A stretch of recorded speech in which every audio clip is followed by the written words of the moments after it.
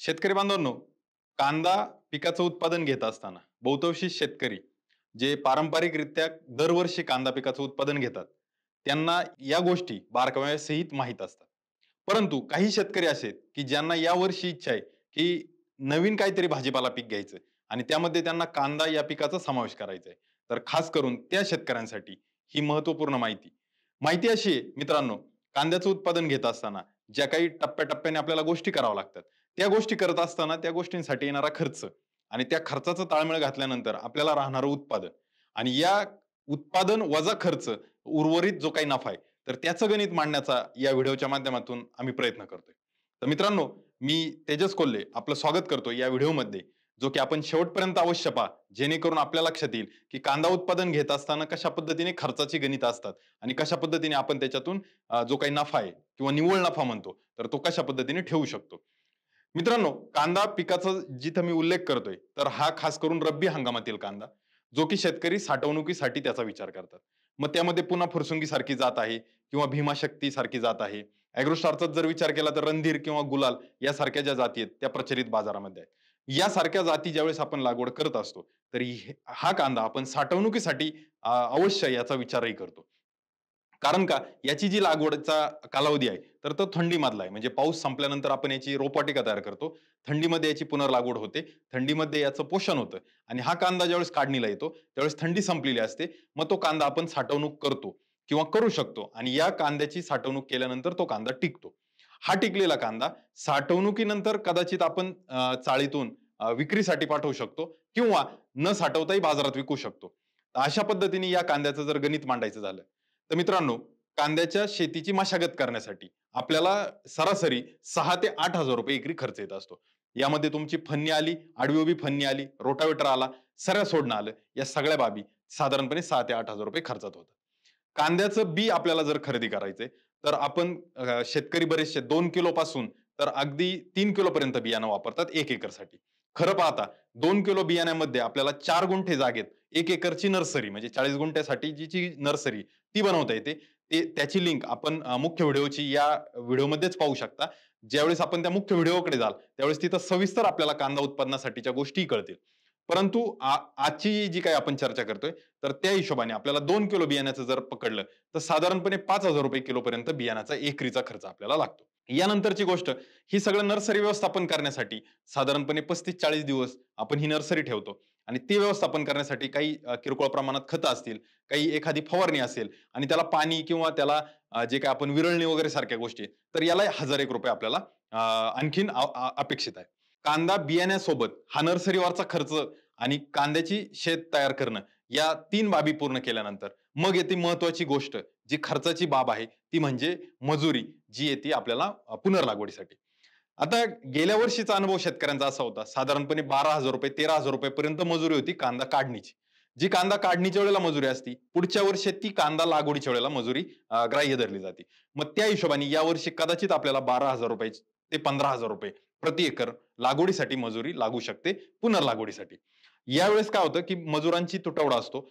मोठ्या प्रमाणात कांद्याची पुनर्लागवड चालू असते आणि तो तुटवडा असल्यामुळे आपण ₹2 जास्त खर्च करून शेतकरी लवकरात लवकर आपली पुनर्लागवड कशी होईल कांद्याची, याकडे त्याचा लक्ष असतं. जर मित्रांनो शास्त्रीय भाषेत सांगायचं झालं, तर 1 महिला मजूर दिवसाला 2 गुंठे क्षेत्रामध्ये पुनर्लागवड करू शकतात. एका महिला मजुराकडून जर 2 गुंठे लागवड झाली, तर आपल्याला 1 एकरसाठी साधारण 20 महिला ह्या लागतील. परंतु ह्या 20 महिला पुनर्लागवडीसाठी झाल्या. मग ती रोपं आपल्याला एक नर्सरीमधून महिलांपर्यंत देण्यासाठी किंवा जर आपण बाहेरून कुठून रोपं आणली असतील, तर ती त्या महिलांना पुरवण्यासाठी एखादा मजूर आपल्याला ती रोपं पुरवण्यासाठी लागतो आणि एक मजूर आपल्याला पाणी भरण्यासाठी, जे काही फ्लड व्यवस्था आहे पाण्याची, तर त्यासाठी लागतो. म्हणजे साधारणपणे आपल्याला हे सगळं करण्यासाठी एक 22 मजुरांची गरज पुनर्लागवडीसाठी आहे. मित्रांनो, पुनर्लागवडीनंतर सगळ्यात मोठा जो दुसरा खर्च येतो, तो म्हणजे अन्नद्रव्य व्यवस्थापनाचा. आपल्यालाही माहिती आहे, की कांदा हे पीक खादाड पीक आहे. याला मोठ्या प्रमाणात खतांची गरज असते आणि हे पीक जमिनीमध्ये आता जो आपण ज्या कांद्याची चर्चा करतोय, तो कांदा जमिनीमध्ये सरासरी 100 दिवसापेक्षा जास्त कालावधीमध्ये जमिनीतून अन्नद्रव्य घेत असतो. मग या कांद्याला आपण 3 वेळा प्रामुख्याने खतांचा वापर करतो. मग पुनर्लागवड करते वेळेस काही अन्नद्रव्य व्यवस्थापन पुनर्लागवड झाल्यानंतर 1 महिन्याने काही अन्नद्रव्य व्यवस्थापन आणि साधारणपणे पुनर्लागवडीनंतर 45 ते 60 दिवसाच्या आत शेवटचं किंवा तिसरं अन्नद्रव्य व्यवस्थापन अशा पद्धतीने आपण करतो. जर तुम्हाला ढोबळ हिशोब सांगायचा झाला, तर 8 गोणी जर तुम्ही खतं देत असाल, तर पुनर्लागवडीच्या आधी आपल्याला 2 ते 3 दिल्या पाहिजे. 2 बॅग आपल्याला 30 दिवसांनी दिल्या पाहिजे आणि परत एकदा 2 ते 3 बॅग हे आपल्याला कांदा 45 ते 60 दिवसाच्या दरम्यान असताना त्याचा वापर करावा लागेल. मग यामध्ये आपण काय-काय वापरतो? तर नत्र, स्फुरद, पालाश ही तिन्ही मुख्य खते. त्यासोबत काय वापरतो? तर सल्फर, मॅग्नेशियम, कॅल्शियम यासारखे दुय्यम अन्न घटक हेही आपल्याला त्यासोबत द्यावं लागतं. तर मित्रांनो, हा जो काही अन्नद्रव्य व्यवस्थापनाचा खर्च आहे, हा 15,000 पासून तर अगदी 18,000 पर्यंत आपण गृहीत धरतो. कारण का तर आपण आपल्या जमिनीचं माती परीक्षण करून, आपल्या जमिनीचा पोत आणि आपल्याकडे असणारी जी काही आपली पारंपरिक नियोजन आहे, तर त्याला अनुसरून आपण काही 2-3 बॅग कमी जास्त यामध्ये घेऊ शकतो. परंतु एक सरासरी एक 16,000 ते 18,000 आपण यासाठी खर्च पकडलाय. मित्रांनो, कांदा पिकामध्ये ज्या महत्त्वाच्या 2-3 समस्या येतात. पुनर्लागवडीनंतर आपण तण व्यवस्थापन करत असतो. काही शेतकरी 2 वेळेला त्याचं नियोजन करतात. काही शेतकरी एकदाच करतात. आता तण व्यवस्थापन करत असताना कांदा पिकाचं उगवणीपूर्वी किंवा उगवणीपूर्वी सोबत उगवणी पश्चात असं दुहेरी तण व्यवस्थापन जर करायचं असेल, तर मित्रांनो, एक तणनाशकाची फवारणी आपल्याला अवश्य करावी लागते. या फवारणीसाठी आपल्याला 1,500 ते ₹2,000 तणनाशकांचा खर्च आणि त्या फवारणीसाठी ₹500 प्रति एकर. आपण प्रत्येक फवारणीला साधारणपणे ₹500 प्रति एकर. म्हणजे आता काही ठिकाणी पंपाचा भाव जो आहे, तर तो ₹35 पंप आहे, काही ठिकाणी ₹40, काही ठिकाणी ₹50. पण सरासरी एक मजूर जर आपण धरला, तर ₹500 प्रति फवारणी 1 एकरसाठी आपल्याला अपेक्षित आहे. मग तो तणनाशकासाठीचा खर्च झाला आपला ₹2,500. या व्यतिरिक्त कांदा पिकाला करपा रोग असेल, फुलकिड्यांसारखी समस्या असेल, काही प्रमाणामध्ये इतर जे काही शेंडे करपणे वगैरे सारख्या गोष्टी असतील, या किरकोळ सगळ्यात जे काही मुख्य आणि किरकोळ अशा गोष्टी जर धरल्या, तर साधारणपणे 3 फवारणी तरी कांद्याला अपेक्षित असते. मग त्या तिन्ही फवारणीमध्ये लागणारे कीटकनाशक आणि बुरशीनाशक या 3 फवारणीचं जर आपण व्यवस्थित नियोजन केलं आणि हे प्रतिबंधात्मक मी सांगतोय. म्हणजे जर आपण योग्य वेळी योग्य फवारण्या केल्या तर आपल्याला गरज पडणार नाही, की आपलं पीक जास्त धोक्यात जाईल आणि खूप महागडी फवारणी आपल्याला करावी लागेल. तर या 3 फवारण्यांचं नियोजन जर आपण केलं, तर ते साधारणपणे आपल्याला ₹8,000 ते ₹10,000 यासाठी अपेक्षित आहे. मित्रांनो, ही फवारणीचे कीटकनाशक आणि बुरशीनाशकाचा खर्च झाला. त्या व्यतिरिक्त आपल्याला 3 फवारण्या करायच्या म्हणजे ₹1,500 ते ₹2,000 मजुरांचा खर्च तोही इथं गृहीत धरावा लागेल. म्हणजे एकंदरीत आपल्याला ₹10,000 या पूर्ण फवारणीसाठी आपल्याकडे नियोजनासाठी आपल्याला ठेवायला लागतील. काही शेतकरी अगदी कमी प्रमाणात खुरपणीचं नियोजन करत असतात. खुरपणीचं जर नियोजन केलं किंवा मोठं गवत काढण्याचं जर नियोजन केलं, तर त्याला साधारणपणे ₹2,000 ते ₹2,500 आपला अतिरिक्त खर्च, ज्याला आपण आंतरमशागत या नियोजनाखाली त्याचा समावेश करू शकतो आणि ही आंतरमशागत जी आहे, तर ती ₹2,000 ते ₹2,500 पर्यंत आपली जाऊ शकते. या व्यतिरिक्त काय कांदा पिकाला लागेल? तर या व्यतिरिक्त आपल्याला काही सूक्ष्म अन्नद्रव्य किंवा काही अन्न घटक जे ते फवारणी स्वरूपातून द्यावे लागतील. तर त्यासाठी आपल्याला ₹2,000 खर्च अपेक्षित आहे. त्यासाठी एखादी फवारणी होईल. म्हणजे तणनाशकाची एक फवारणी, एखादी 3 फवारण्या कीटकनाशक, बुरशीनाशकाच्या आणि एखादी फवारणी आपल्याला अन्नद्रव्य व्यवस्थापन ज्यामध्ये सूक्ष्म अन्न घटक असतील किंवा काही समुद्री शेवळे अर्कसारखे घटक असतील, काही सिलिकॉन बेस प्रॉडक्ट असतील जे की स्ट्रेस येऊ नये म्हणून आपण काम करतो. तर या दोन्ही तिन्ही गोष्टींचा जर समावेश आपण केला, तर साधारणपणे ₹2,000 आपल्याला फवारणीच्या घटकांसोबत मजुरी यासाठी आपल्याला राखीव ठेवणं गरजेचं आहे. हे सगळ्या गोष्टी मित्रांनो जर आपण विचारात घेतल्या, तर कांदा पीक उभे करेपर्यंत आपल्याला याची गरज आहे. आता सर्वात शेवटचा टप्पा, परंतु सगळ्यात जास्त खर्चिक असणारा टप्पा, तो म्हणजे कांद्याची काढणी. जर तुम्ही कांदा लागवडीच्या वेळेला ₹12,000 मजुरी दिली असेल, तर कांदा काढणीच्या वेळेला तुम्हाला हमखास ₹15,000 च्या आसपास खर्च येईल. कारण का? तर ज्यावेळेस लागवडीला जी मजुरी असते, त्यामध्ये 15% ते 20% वाढ होऊन आपल्याला काढणीपर्यंत ती मजुरी लागते आणि काढणीच्या वेळेला आपल्याला साधारण ₹15,000 तो खर्च अपेक्षित असतो. ह्या ₹15,000त आपल्याला कांद्याची काढणी आणि काटणी करून मिळेल. पण या व्यतिरिक्त तो कांदा वाहतूक करणे किंवा त्या कांद्याचा आरण लावणे या गोष्टींसाठी अतिरिक्त 2 ते 3 मजूर आणि खास करून ते पुरुष मजूर आपल्याला तिथं त्याचं नियोजन करावं लागेल आणि हा एकंदरीत खर्च आपल्याला 15,000चा कदाचित 17,000 पर्यंतही जाऊ शकतो. एकंदर एवढा सगळा खर्च करून आपण कांद्याची हाताळणी, कांद्याची वाहतूक या व्यतिरिक्त म्हणजे कांद्याची काढणी, काटणी आणि हाताळणी एवढ्या बाबींसाठीचा हा खर्च झाला. आता हा कांदा आपल्याला उचलून जर समजा आपली चाळ म्हणजे शेतापासून चाळ लांब असेल, तर कदाचित आपल्याला वाहतूकही करावं लागेल. त्यासाठी आपल्याला ₹2,000 ते ₹5,000 अपेक्षित खर्च तिथेही गृहीत धरावा लागेल आणि यानंतर सर्वात शेवटी हा सगळा एकंदर खर्च आपला किती असेल? तर हा अंदाजे 70,000 पासून 75,000 पर्यंत 1 एकर कांद्याच्या उत्पादनासाठी असेल आणि हे उत्पादन आपण साधारणपणे 5 महिन्यासाठी घेणार आहोत.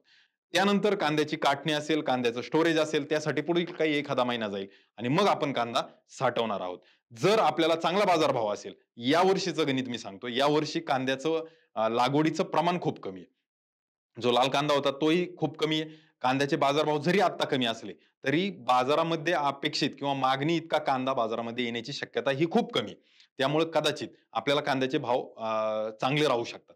मग जर आपण चांगले भाव राहिले, तर साठवणुकीपेक्षा आपण डायरेक्ट विक्री करू शकतो. जर भाव तुलनेने कमी असतील, तर आपण साठवणूक करू शकतो. मग मित्रांनो, जर साठवणूक करायची झाली, तर साधारणपणे किती भाव असणं अपेक्षित आहे? तर आपण सगळा एकंदरीत कांद्या उत्पादनावर जो काही खर्च केला, तो 70,000 ते 75,000 रुपये एकरी खर्च केला आणि 70,000 ते 75,000 मध्ये जर ओला कांदा घेतला, म्हणजे काढणीनंतरचा जर कांदा घेतला, तर तो आपला 25 टनाच्या आसपास निघू शकतो. म्हणजे हिशोबाने 3 ते 4 रुपये प्रति किलो या प्रमाणात आपण हा खर्च कांद्यावरचा केला. आता यामध्ये अतिरिक्त खर्च आपण पकडला नाही. कोणता? जो की आपल्या जमिनीचा खर्च असेल, पाण्याचा खर्च असेल किंवा जे काही लाईट बिल असेल, तर या गोष्टींचा आपण खर्च त्याच्यात समावेश केला नाही. आपण गृहीत धरू की ते आपलं जमीन वगैरे आपली स्वतःची आहे म्हणून. परंतु या व्यतिरिक्त ₹2,000 मजुरी आपल्याला गृहीत धरणं गरजेचं आहे, जे की पाण्याचं जे नियोजन करतो. कारण कांदा पिकाला सतत पाण्याची गरज आहे. तर 2 ते ₹2,500 प्रति 1 एकरसाठी आपल्याला मजुरी जी लागेल ती पाणी देण्यासाठी लागेल. मग हा सगळा एक ₹75,000 खर्च झाला म्हणजे काय? 3 ते 4 रुपये प्रति किलोचा आपला खर्च झाला. जर कांद्याला बाजारपेठेमध्ये ₹15 च्या पुढे बाजारभाव असेल, 15 ते 20, तर आपण तो ओला कांदा विकू शकतो. कारण का? तो 25 टन आपल्याला मिळणार आहे.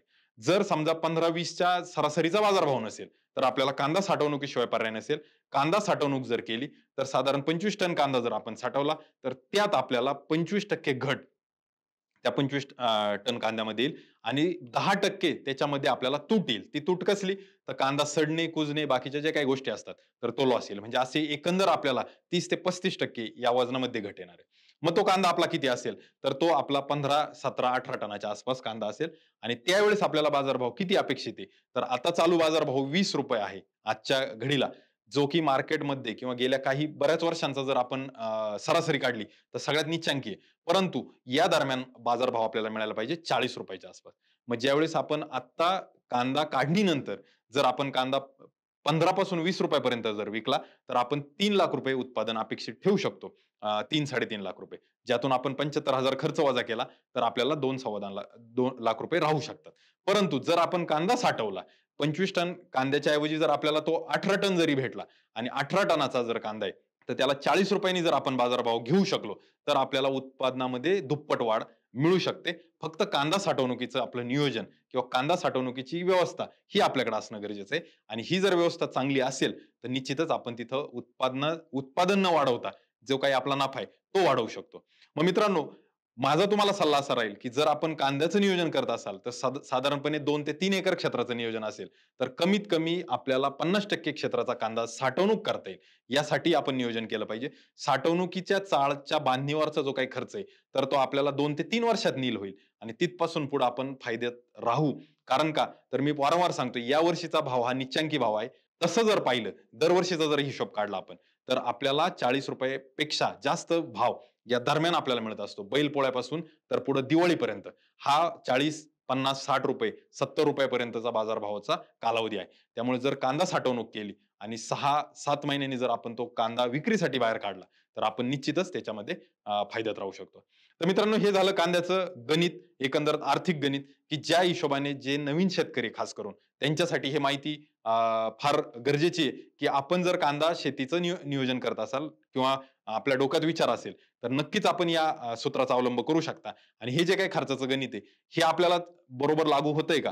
हे कमेंटच्या माध्यमातून आपण सांगू शकता. जे शेतकरी पारंपरिक कांदा उत्पादन करतायत, कदाचित त्या शेतकऱ्यांचा खर्चाचा कल याहूनही जास्त असू शकतो. तर आपण कोणत्या याच्यातले खर्च आपल्याला वाटते, की जे आपल्याला वाढीव लागतील असं आपली अपेक्षा आहे, तर तेही आपण कमेंट करून नक्की सांगा. आणि यामध्ये खर्चामध्ये जर आपण हा जो काही खर्च पकडलाय, हा जर आपल्याला वाटतंय जास्त आहे, तर कोणत्या गोष्टीचा खर्च आपल्याला वाटतंय जास्त आहे, तेही कमेंटच्या माध्यमातून आम्हाला सांगा. जेणेकरून इतर शेतकऱ्यांनाही आपल्या कमेंटचा उपयोग होईल. आणि मित्रांनो, हा व्हिडिओ कांद्याच्या उत्पादनासाठी लागणारा खर्च आणि कांद्याचं येणारं उत्पादन, म्हणजे उत्पादन वजा खर्च असणारा निव्वळ नफा, याचं गणित हा व्हिडिओ आपल्याला कसा वाटला, हेही कमेंट करून सांगायला विसरू नका. व्हिडिओ आवडल्यास व्हिडिओला लाईक करा. व्हिडिओ आपला कांदा उत्पादक शेतकऱ्यांपर्यंत शेअर करा आणि ॲग्रोस्टारचा YouTube चॅनल असेल, ॲग्रोस्टारचं Facebook पेज असेल, ॲग्रोस्टारचं Instagram असेल, तिथेही आम्हाला फॉलो करायला विसरू नका. धन्यवाद.